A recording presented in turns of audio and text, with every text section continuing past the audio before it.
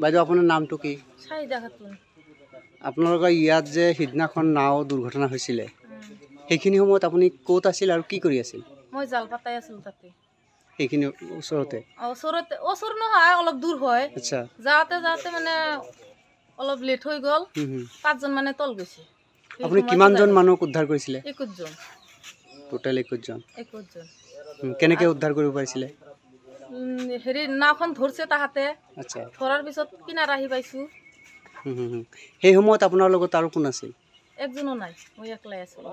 আপুনি অকলে আছিল? অকলে আছিলোঁ। আপুনি নিজে নাও বাইছিল নেকি? নিজে বাইছোঁ।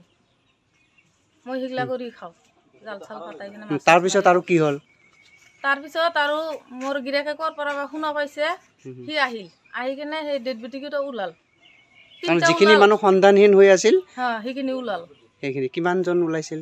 যিদিনা নাও দুৰ্ঘটনা হৈছে সিদিনা 3টা উঠাইছে আৰু তাৰ পিছদিনা এটা উঠাইছে।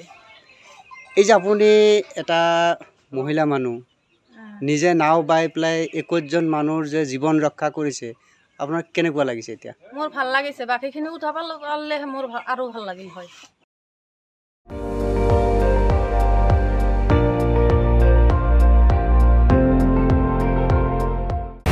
আপুনি চাই আছে ND24, সৰ্বশ্ৰেষ্ঠ নহয় সৰ্বোত্তমৰ দৌৰ।